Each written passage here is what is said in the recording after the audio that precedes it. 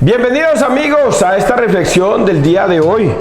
Espero que hoy ustedes la escuchen y la tengan en consideración, porque Dios está con ustedes todos los días, a toda hora, en todo momento. Él espera a la puerta. Recuerdo en algún momento haber ido donde Elenita Tobón y haberle dicho eso: Elenita, ¿dónde está Dios? ¿Por qué lloras tanto? ¿Por qué suplicas tanto? ¿Por qué te entristeces tanto? Dios, ¿dónde estás? ¿Dónde está Dios? Y le hacía el juego a ella de buscar a Dios, y me entré a una habitación, me entré a la otra, salí y yo le dije: hola, aquí dentro de esta casa no está Dios.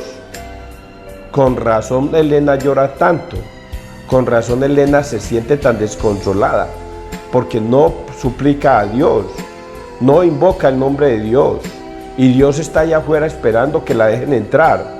Y era porque Elenita Tobón sentía yo que le echaba la culpa a Dios de todas sus desgracias también, y no lo invocaba ni le rezaba fervientemente. Y por eso el llamado de atención a ustedes, muchachos, es que ayer hablábamos precisamente de Tomás, que decía que hasta no ver, no tocar, Tomás no iba a creer en Jesucristo. Y por eso es que Jesús se le aparece y le dice: ven Tomás, toca, mete tu mano, mete tus dedos, pero no seas incrédulo, sino creyente. Y Tomás creyó, apenas lo vio. Pues bien, nosotros tenemos que creer por fe, porque así se lo dijo Cristo. Dichosos aquellos hombres que sin necesidad de ver o tocar, creen, y creen fervientemente en Cristo. Hoy vamos a leer unos evangelios muy bonitos, unas lecturas muy lindas. Vamos a prestarle mucha atención. En nombre del Padre, del Hijo y del Espíritu Santo. Amén. Romanos 15, 14, 21. Ministro de Cristo Jesús para con los gentiles, para que la ofrenda de los gentiles agrade a Dios. Respecto a vosotros, hermanos, yo personalmente estoy convenido de que os rehusáis de buena voluntad, y de que os sobra saber para aconsejaros unos a otros. A pesar de eso, para traeros a la memoria lo que ya sabéis, os he escrito a veces propasándome un poco. Me da pie el don recibido de Dios, que me hace ministro de Cristo Jesús para con los gentiles. Mi acción sacra consiste en anunciar el Evangelio de Dios, para que la ofrenda de los gentiles, consagrada por el Espíritu Santo, agrade a Dios en Cristo Jesús. Estoy orgulloso de mi trabajo por Dios. Sería presunción hablar de algo que no fuera lo que Cristo hace por mi miedo, para que los gentiles respondan a la fe. Con mis palabras y acciones, con la fuerza de señales y prodigios, con la fuerza del Espíritu de Dios, tanto que en todas direcciones, a partir de Jerusalén y llegando hasta la Giria, lo he dejado todo, lleno del Evangelio de Cristo. Eso sí, para mí es cuestión de amor propio, no anunciar el Evangelio más que donde no se ha pronunciado aún el nombre de Cristo, en vez de construir sobre cimientos ajenos. Hago lo que dice la Escritura: los que no tenían noticia lo verán, los que no habían oído hablar comprenderán. Palabra de Dios, te alabamos a ti, Señor Jesús. Carta de Pablo a los romanos, ministro de Cristo Jesús para con los gentiles, para que la ofrenda de los gentiles agrade a Dios. Pablo no era un cristiano, Pablo era un judío. Pablo se llamaba Saulo de Tarso, y Saulo hacía parte de los fariseos, y hacía parte del grupo de los sacerdotes, de los fariseos, de los sumos sacerdotes. A él se le encargó con cartas ir a Damasco a tomar presos a todos los que se pronunciaran el nombre de Cristo, a los cristianos, y los metieran en la cárcel. Y en ese camino de Damasco recibe una luz que lo enceguece y lo tira de la cabalgadura. Y mirando al cielo, ve en el cielo a Jesucristo. Y por eso es que recordamos esas frases tan importantes de Saulo: ¿quién eres? Y Jesús le dice, soy yo, Jesús, a quien tú persigues. Y Saulo queda ciego. ¿Qué debo hacer, Señor? Y Jesús lo manda a donde Ananías, porque a partir de ese momento viene la conversión de Pablo. Pablo deja de ser ya un judío con el pueblo judío, escuchando las escrituras del pueblo judío y de Moisés, las antiguas escrituras, y se convierte al cristianismo, porque Jesucristo lo ha llamado. ¿Cómo lo llamó? Tirándolo de la cabalgadura y presentándosele, soy yo, Jesús, a quien tú persigues. Y Saulo no estaba persiguiendo a Jesús. Jesús ya estaba muerto. Saulo estaba persiguiendo era la iglesia de Cristo, a los cristianos. Por eso la conversión de Pablo es tan importante como ejemplo para todos nosotros. Porque Saulo, siendo un judío, termina creyendo en Jesús y convirtiéndose al cristianismo. Y por ello hoy esta carta es muy importante a los romanos, porque él dice que él fue escogido como sacerdote para llevarle esa buena nueva a los gentiles, a los paganos, a los que no eran el pueblo elegido, a ellos. Y por eso Dios dice que no es una gran virtud para él llevarle esa palabra del evangelio a esos pueblos, pero no por su fiereza o su grandeza, no, él dice que con miedo, pero que con la gran sorpresa de que es Cristo y el Espíritu Santo el que lo acompaña en todo momento para esas batallas, y que cuando un hombre se convierte al cristianismo, se convierte es porque el mismo Cristo y el Espíritu Santo lo convierten. Vamos a tratar de entender un poquitico leyéndolo aquí. A ver, por Dios, sería presunción hablar de algo que no fuera lo que Cristo hace por mí, por mi miedo, para que los gentiles respondan a la fe, con mis palabras y acciones, con la fuerza de señales y prodigios, con la fuerza del Espíritu de Dios, tanto que en todas direcciones, a partir de Jerusalén y llegando hasta la Iliria, lo he dejado todo lleno del Evangelio de Cristo. Todo lo que Pablo hizo, llevándole la palabra a los gentiles, es por la fuerza del Espíritu Santo y por Jesucristo, que donde iba Pablo, iba creando iglesia. Recordemos que ayer hablábamos de ese pasaje bíblico donde solamente hay una sola iglesia, y esa iglesia es la de Cristo, que es el cuerpo de Cristo, y que no se puede fundar otra iglesia o no se puede poner un fundamento fuera del fundamento ya creado por Cristo, que son sus apóstoles. Al primero que llamó piedra fue a Pedro y lo puso como cimiento, y luego a sus 12 discípulos, y luego encima de esos 12 discípulos vienen las piedras del fundamento también, que van sumando a ese gran edificio de fe que es la iglesia de Cristo. Y dice que nadie puede colocar una piedra fuera del fundamento de Cristo, creando otra iglesia separada. Hoy Pablo nos dice que muchas personas van a recibir este evangelio, y que ese evangelio que van a ir a predicar lo deben colocar sobre el fundamento de Cristo, que es su iglesia. No puede ser posible que una persona, habiendo recibido el fundamento de Cristo, la doctrina de Cristo, como fue el caso desde hace 2000 años hasta el día de hoy, las personas comiencen a enseñar a un Cristo diferente al que le fue enseñado. Papá, mamá, mis abuelos, mis tatarabuelos, toda mi descendencia viene de relegada de Cristo. Y por eso hasta el día de hoy yo soy católico, porque mi fundamento lo he puesto sobre las piedras que vienen 2000 años colocándose para construir el edificio de Cristo. Y hay personitas que desafortunadamente creen tener el poder de armar su propia iglesia. Se separan de la iglesia católica para ir a armar un rancho aparte. Para ir a armar un rancho aparte, una iglesia aparte, y creen que Dios les va a permitir eso y que Dios los va a aplaudir por lo que han hecho. Vamos a seguir avanzando. Salmo 97. El Señor revela a las naciones su victoria. Cantad al Señor un cántico nuevo, porque ha hecho maravillas.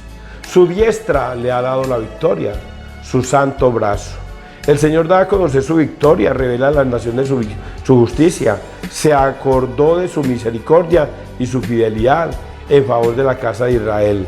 Los confines de la tierra han contemplado la victoria de nuestro Dios. Aclama al Señor tierra entera, gritad, victoriad, tocad. Y vamos a leer Lucas 16, 1, 8.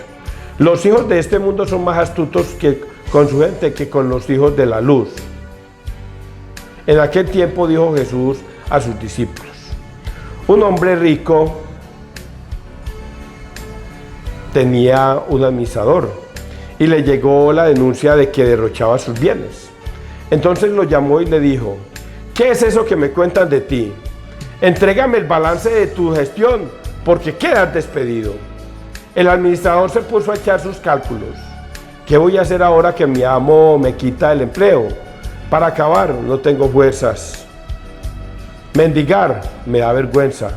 Ya sé lo que voy a hacer para que cuando me echen de la administración encuentre quien me reciba en su casa. Fue llamando a uno por uno de los deudores de su amo y dijo al primero: ¿cuánto debes a mi amo? Este respondió: 100 barriles de aceite. Él le dijo: aquí está tu recibo, aprisa, siéntate y escribe 50.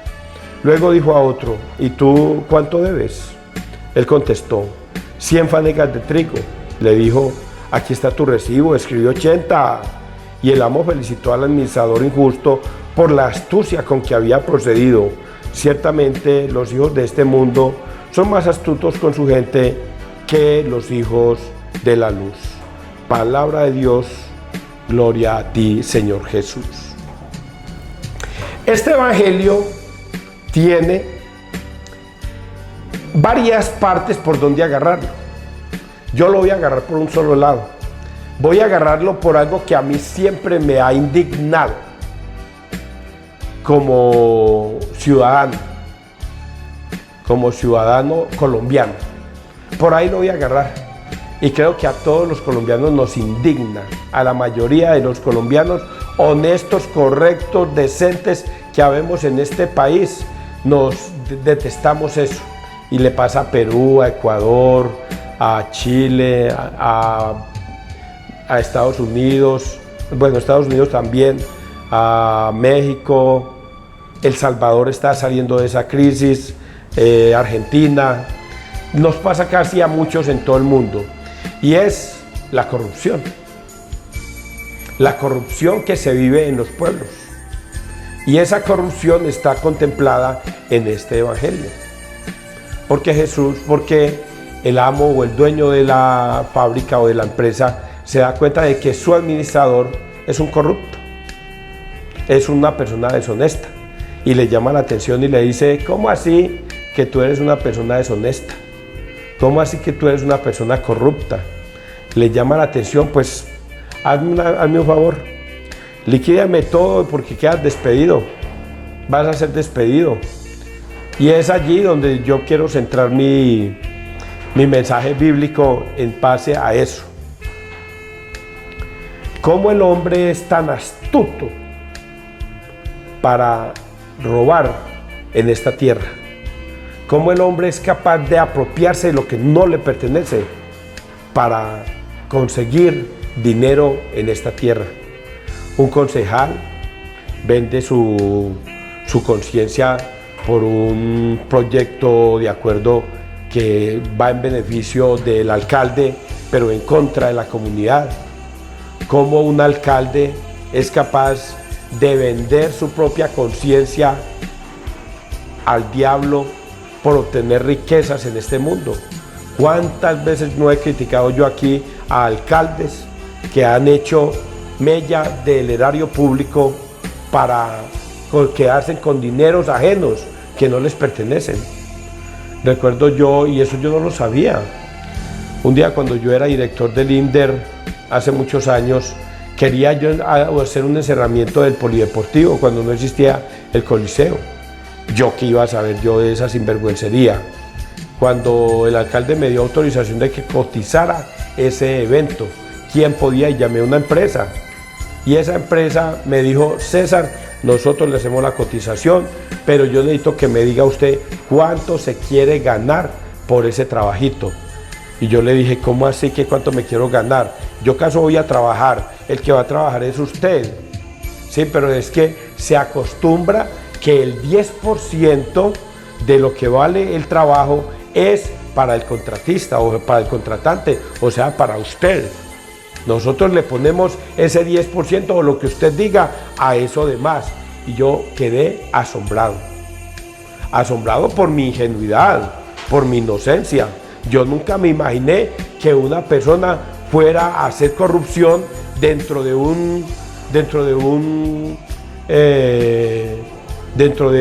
la alcaldía municipal. Y yo le dije: no, caballero, ¿cómo se le ocurre? No, usted cobre su trabajo y no más. Usted no tiene por qué decirme a mí que si yo me quiero ganar un dinero extra. Y así es como está escrito aquí en la Biblia. Hoy dice: la astucia del hombre para hacer maldad aquí en la tierra, pero no son astutos para con Dios. Son astutos para ganar dinero, son astutos para la maldad.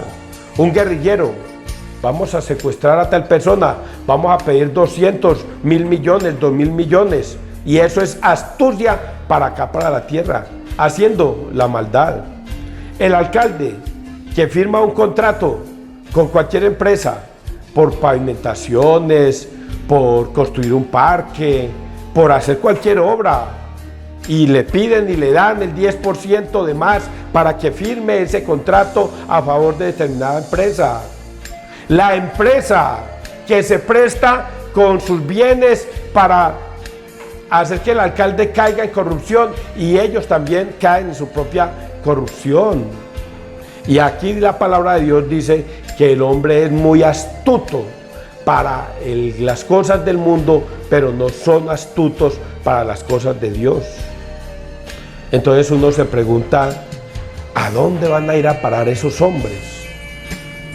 La gobernadora, parque en Versalles, parques en Toro Valle, parques en muchos municipios.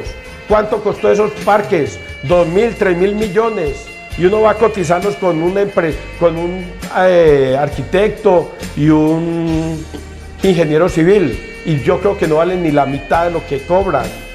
Y creen que se han burlado de la justicia porque han hecho algo deshonesto y se han quedado con el erario público que es del pueblo para engrosar sus arcas a su beneficio, y se aplauden ellos mismos como tonticos, se aplauden: ¡epa! He engañado al Estado, he engañado al mundo. El presidente Duque, en estos momentos viviendo en Estados Unidos, y salía un comentario: el presidente Duque en bancos extranjeros a cerca de 8.000 millones de pesos se llevó en estos 4 años. 8.000 millones de pesos se llevó en estos 4 años. ¿Y dónde está viviendo? En Estados Unidos. ¡Epa! Felicitaciones al presidente Duque. Supo engañar al pueblo colombiano para robar, estafar, delinquir y hacer que el pueblo colombiano pague sus fechorías, y él allá se siente dichoso porque he engañado al pueblo y me he quedado con el erario público. Felicitaciones. ¡Tonto! Es un tonto. Supo engañarse a sí mismo y a la familia. ¿Y sus hijos qué van a pensar? ¿Qué van a decir sus hijos? ¡Oh! Felicitaciones, papá. Nos has enseñado a ser una vergüenza para la sociedad. Nos has enseñado que nosotros también podemos ser corruptos en la vida y nadie nos va a castigar. Felicitaciones, papá, por habernos enseñado esa doble moral. Es lo que está escrito acá. El hombre es astuto para la maldad, es astuto para los negocios de la tierra. ¿Y a dónde está la astucia del hombre? Vámonos con Pablo, que es la primera lectura. Pablo se va a predicar la palabra. ¿A dónde se va a predicar la palabra? A donde nadie la ha escuchado.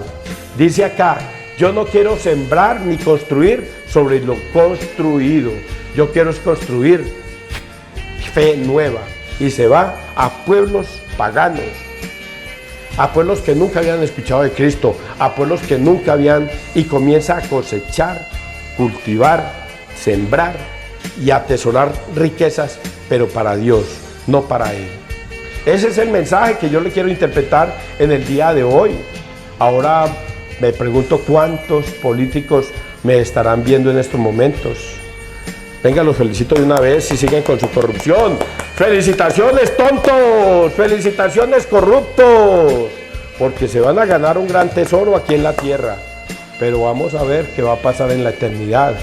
Porque Dios le da a cada uno lo que se merece. Que Dios te bendiga, que Dios nos bendiga donde quiera que todos estemos.